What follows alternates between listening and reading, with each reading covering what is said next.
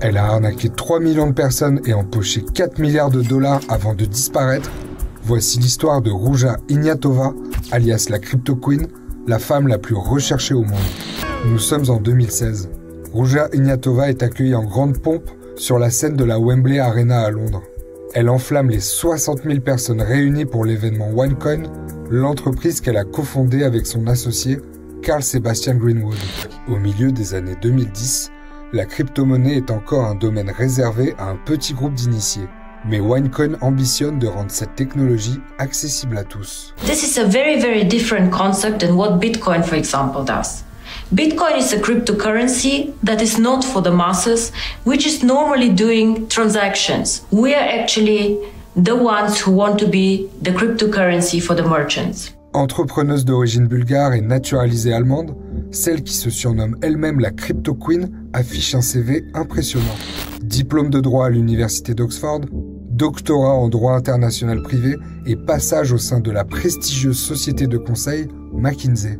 On ne sait pas grand-chose d'elle. On sait qu'elle vient de Bulgarie, qu'elle est allée un peu partout en Europe. Elle a beaucoup de liens aussi avec la Grèce. Pour toucher le public le plus large possible, OneCoin présente un modèle qui mélange l'univers crypto et le marketing multiniveau. C'est ce qu'on appelle du marketing de réseau. Entre fin 2014 et l'automne 2016, l'entreprise récolte plus de 2 milliards de dollars. L'ascension de Ruja Ignatova est fulgurante. OneCoin ouvre des bureaux un peu partout dans le monde. We want to be the number one cryptocurrency out there. Pour développer sa notoriété et sa crédibilité, Ruja Ignatova n'hésite pas à s'offrir la une de la version bulgare du magazine Forbes, ou encore d'apparaître comme l'intervenante principale d'un événement du magazine britannique The Economist, une conférence financée en réalité à 100% par OneCoin.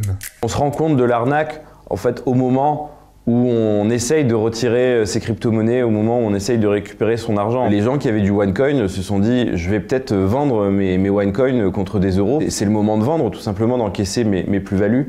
Et ils se sont rendus compte qu'ils ne pouvaient pas retirer. Les plaintes d'investisseurs se multiplient. Des enquêtes sont ouvertes dans plus de 25 pays. Et en 2016, une investigation menée en Italie déclare OneCoin comme étant une pyramide de Ponzi, soit un montage financier frauduleux qui consiste à rémunérer les investissements des clients par les fonds des nouveaux entrants.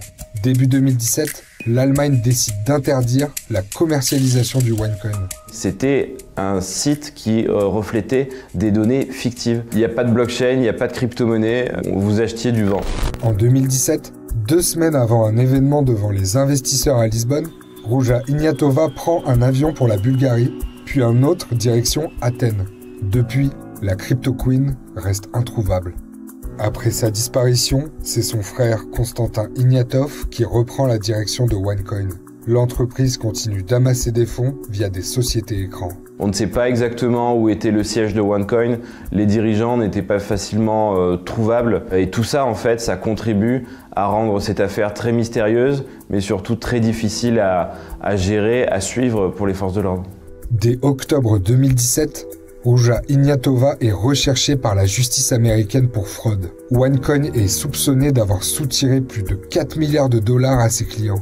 Et en juin 2022, le FBI place la Crypto Queen sur la liste des 10 personnes les plus recherchées et offre 100 000 dollars à quiconque pouvant fournir des informations menant à son arrestation.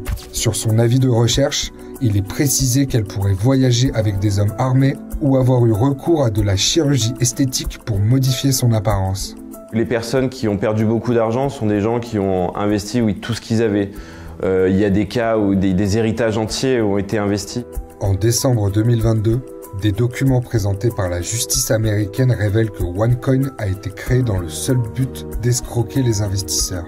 Dans un échange de mails datant de 2014, Ruja Ignatova et Carl Sebastian Greenwood décrivent le OneCoin comme une monnaie de pacotille et leurs investisseurs comme des idiots et des fous.